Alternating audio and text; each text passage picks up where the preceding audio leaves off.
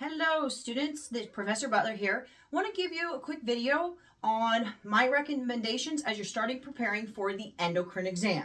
Because as we talked about in class, that endocrine chapters can seem somewhat overwhelming, right? You're like tons of information. So I'm going to show you that as a student how you should start preparing for the endocrine exam, okay? So let's start off with just talking about our endocrine disorders. Because when we break it down, there isn't a ton, even though it can seem overwhelming. Okay, so we have got our endocrine system here. Okay, so we're going to start with our endocrine system. Okay, so we've got our pituitary isms. Okay, so we have both our hyper and we have our hypo. Okay, so looking at the pituitary isms, we're going to come back to this one in just a second. Then we have got we've got pituitary isms, then we've got our thyroid.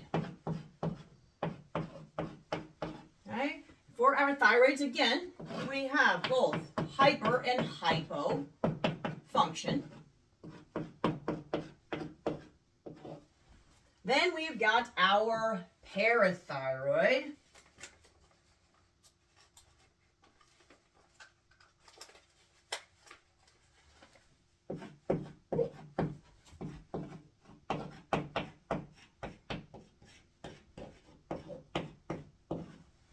Which again, we've got both hyper and hypo.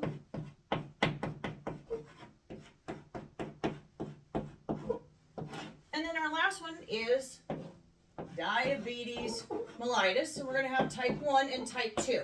Okay? For our purposes today, we're just going to go over these three. We will hit diabetes in next week. All right, so looking at our pituitary isms, again, there were 3 different of the 7 hormones the anterior pituitary releases.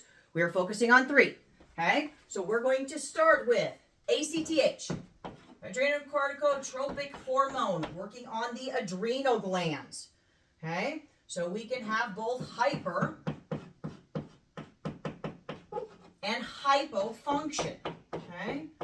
And remember, the adrenal glands, if you watch the other video, there are 2 different, so there's adrenal cortex, and it has 2 different types of hormones it releases, glucocorticoids, mineralocorticoids, right? Our glucocorticoids, our primary glucocorticoid is cortisol. Our primary mineralocorticoid is aldosterone, okay? So both of those can be affected when a patient has either hyper or hypo pituitary isms. Bless you. That's my chocolate lab sneezing, okay? Probably from chocolate. Sorry, bud. You okay? Sorry, puppy calls. All right. So as you're looking at this, you're looking at the function. Go back to my other video and look at when I talk about hyperfunction of the adrenal cortex and hypofunction of the adrenal cortex to make sure that you understand that. Okay. Then we have got our growth hormone. Okay. So again, growth hormone is our second one. Our hyper production of growth hormone can result in what we affectionately call acromegaly.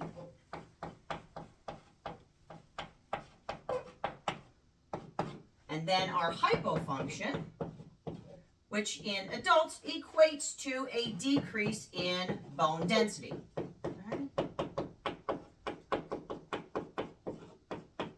So any of our hyperpituitarisms can lead to hyperproduction of both cortisol and aldosterone. Hyperpituitarism can also lead to an increased amount of that growth hormone. Okay? Hyperpituitarism can also lead to hyperthyroidism because that is part of the cascade for anterior pituitary releases thyroid stimulating hormone, which acts on the thyroid gland itself. Okay. Then we've got our hypopituitarism. Again, look at your prefixes, guys. Hypo function of those adrenal cortex. So decreased production of cortisol, decreased production of aldosterone. Look at what the hypofunction is from my other video. Same thing, hypopituitarism can lead to a lack of growth hormone, which in adult equates to a decrease in bone density. Okay? All right, now let's talk about our last one, again, is our TSH, thyroid stimulating hormone. So again, your big three hormones, ACTH, growth hormone, and thyroid stimulating hormone are the three that you are going to focus on for our purposes. Okay? So again, you have got that hyperfunction of the thyroid, known as hyperthyroidism, right? That fast metabolism. Patients end up being very thin, okay? They have the insomnia, that nervousness, kind of going 100 miles an hour all the time, intolerance to heat because they tend to be hot all the time, okay? Then you also have the hypofunction of the thyroid gland, okay? So again, remember that low and slow. Thyroid equals metabolism, okay? So again, any of the hypers pituitary, because again, you're looking at hyper, hyper, and hyper, and hyper. So each of your hyperpituitarisms can lead to any of these in the hyper state. Our hypopituitarism can lead to hypoproduction of the adrenal cortex, hypofunction, decrease of that growth hormone, or hypothyroidism. Okay, so those are the three under the pituitary.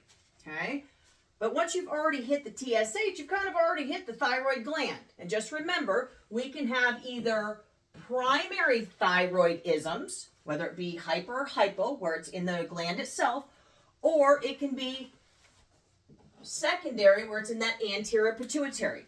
So again, looking at your thyroid. Okay, so looking at thyroid, we've got T3, T4, and our thyroid calcitonin.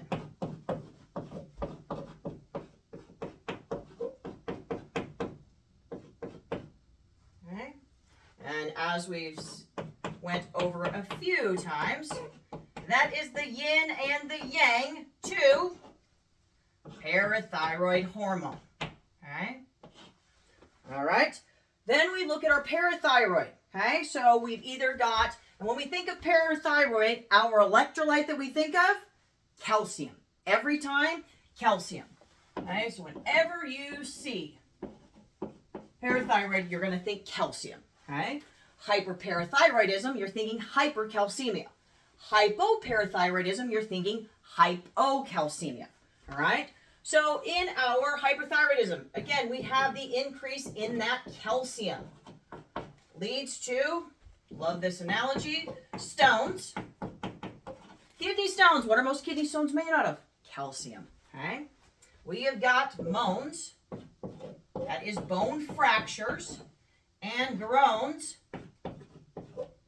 That is constipation. Okay, so that's what an increase in calcium will equate to. In our hyperparathyroidism or hypocalcemia, decrease in that calcium, we're going to, again, we're looking for, and we can do an assessment, we're looking for tetany, okay? Because calcium affects our muscles and cardiac. So in this case, we are looking for tetany. How do we as nurses look at tetany? All right, we're going to do two different tests, okay? We can do the Bostix.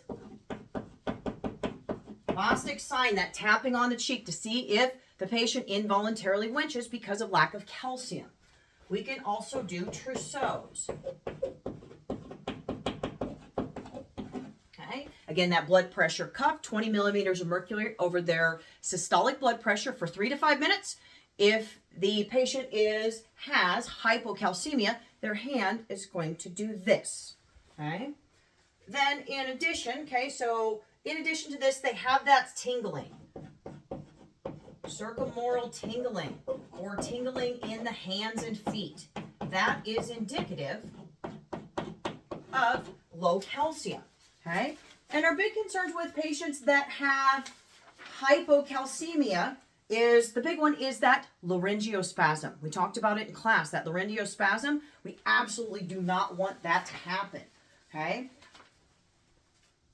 Another concern for patients that have hypocalcemia is cardiac dysrhythmias. Okay, so it decreases the contractility which, as we know from our cardiac section, contractility is part of stroke volume.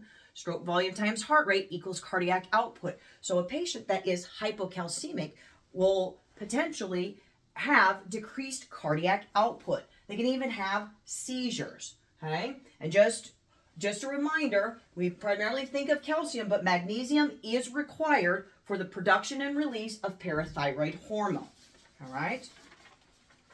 And the parathyroid hormone is secreted by the parathyroid when the calcium levels in the blood are low, okay?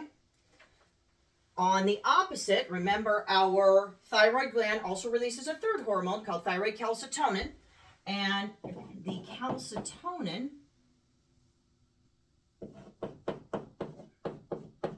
responds when our calcium levels are too high, okay? So when we've got too low of calcium in the blood, the parathyroid releases more parathyroid hormone to ultimately increase the calcium levels, where when calcium levels are too high in the blood, the thyroid gland releases more thyroid calcitonin, which then hopefully decreases the amount of calcium in the blood. Now, as you're going through these guys, think about there's only 4 buckets: pituitaryisms, thyroids, parathyroid, and diabetes, okay? And when you look at our pituitaryisms, you're already hitting one of them by reviewing the thyroid.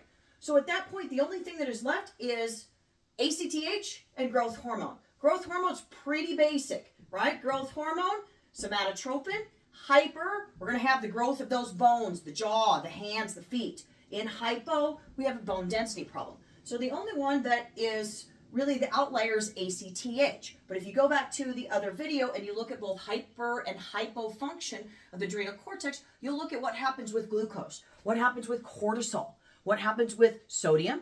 And as we know, water follows sodium. So if sodium's high, guess what else is high? Blood pressure.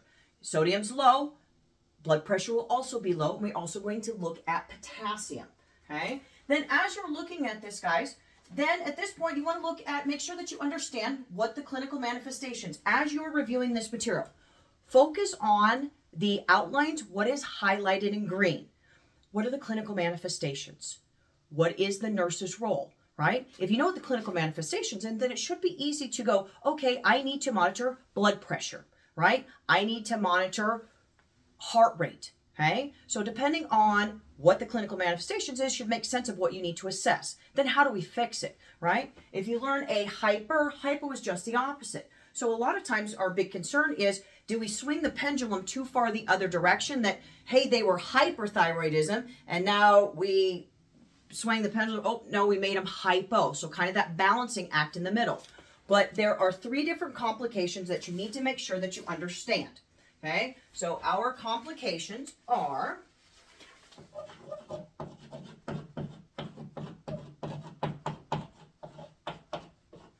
Okay, so we got a complication for our adrenals, and it has to do with hypofunction, okay? Also known as adrenal crisis, okay? So this is not enough of our cortisol nor our aldosterone, okay? So our adrenal crisis. And as we've talked about, okay, so with the hypofunction, so it would be hypofunction of the adrenals, either specifically from the adrenals or from the anterior pituitary, that glucose is low, cortisol is low. All right, so with glucose and cortisol low, which patient could present like? Think about that. How do you feel when your blood sugar's low, right? You become lightheaded, okay? Maybe a little bit dizzy. Weakness, kind of that diaphoresis, can have abdominal pain, okay? And that has to do with the adrenal cortex. The adrenal cortex, the glucocorticoid, it's cortisol, okay? But we also have to look at aldosterone, okay? So with that hypofunction of the adrenals, we know, again, aldosterone has to do with the sodium reabsorption and the excretion of potassium in the kidneys. So in hypofunction, our potassium is high. Oh dear, what's our concern with increased potassium? As we've talked about extensively, those lethal dysrhythmias, that higher peaked T wave that can lead to potentially death in your patient. Okay? We also have since it's hypofunction, we're going to have a decrease in our sodium. Well, if sodium decreases, what also decreases? Blood pressure. Okay? So now we're concerned about a patient's blood pressure dropping.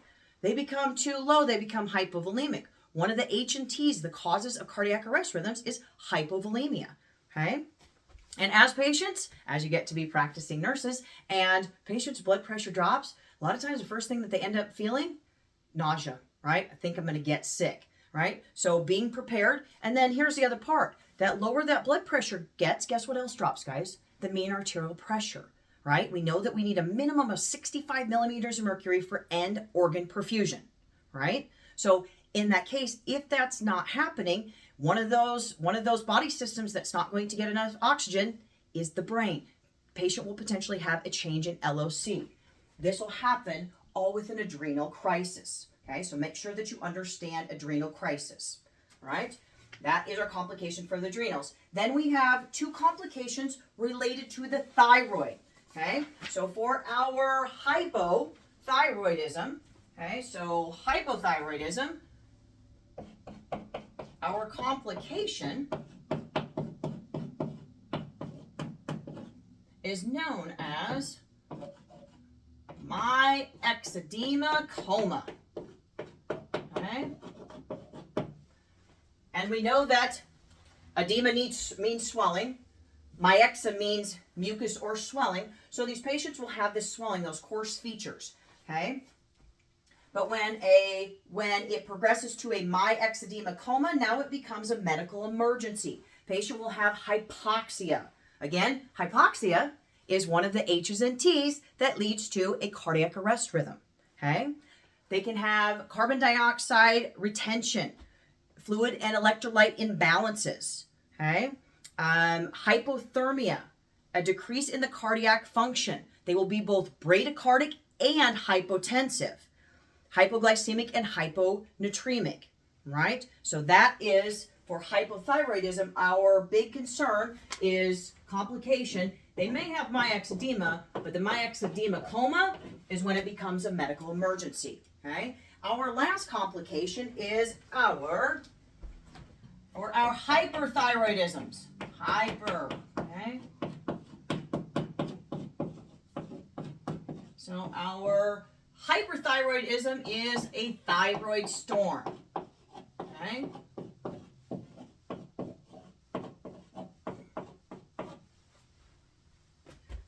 And when it comes to a thyroid storm, okay? So again, hyperthyroidism. So patient can present with tachycardia, fever, systolic hypertension, abdominal pain, tremors, changes in LOC. And our biggest concern with this, think about the location of the thyroid. Because if we have hyperthyroid, a lot of times we have hyperplasia of that gland itself. Where's that gland at? Right next to the airway. So our biggest concern is airway management. Okay? Airway management, fluid resuscitation are key. We're going to monitor for respiratory complications, those cardiac dysrhythmias, okay? And potentially seizures. So as you're going through each of these guys, make sure that you can actively recall. I'm not talking about, hey, here's my notes, I look at them, okay, hypothyroidism, yep, decrease in energy, increase in sleep, fatigue, weight gain, decrease in appetite, and they're susceptible to cold. Yeah, I got it.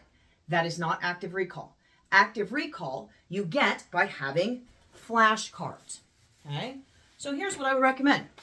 Every single one of your flashcards, you want to color code them, okay? So for your hypothyroidism, put hypothyroidism underneath, put clinical manifestations.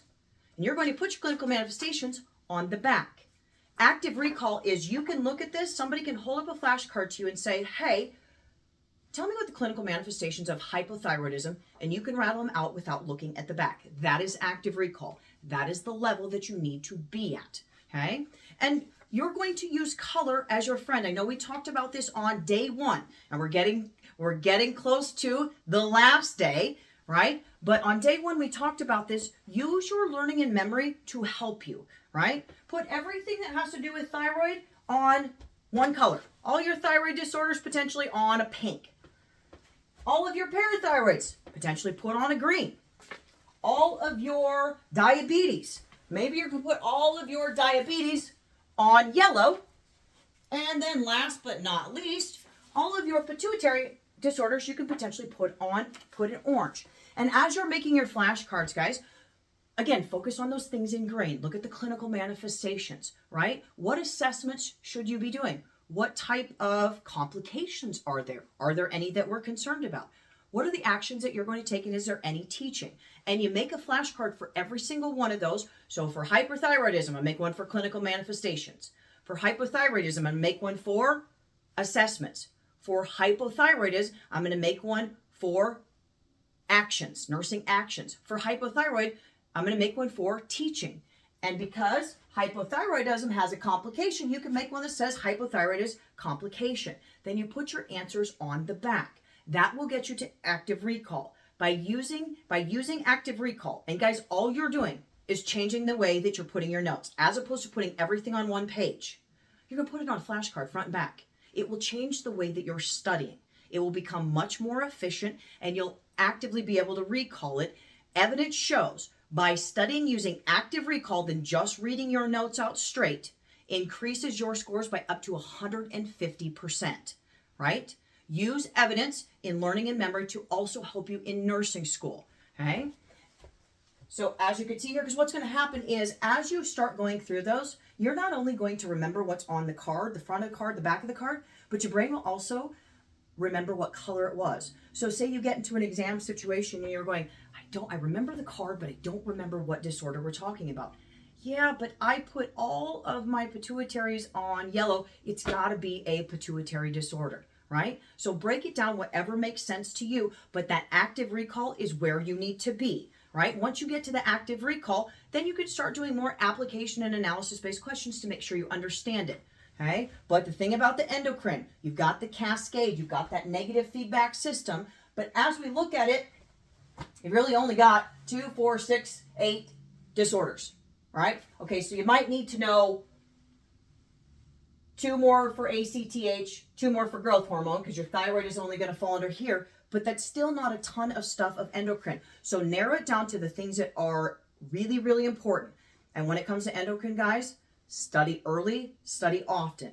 Again, you review this material. Any material that you get, within 24 hours, the chance of you retaining it skyrockets. If you don't, within 24 hours, 80% of that information goes away. I want to see all of you move on to PEDS and OB. If you have any questions, please post it in the discussion for the endocrine section.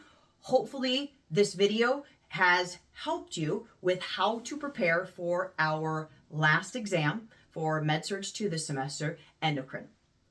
Have a fabulous day.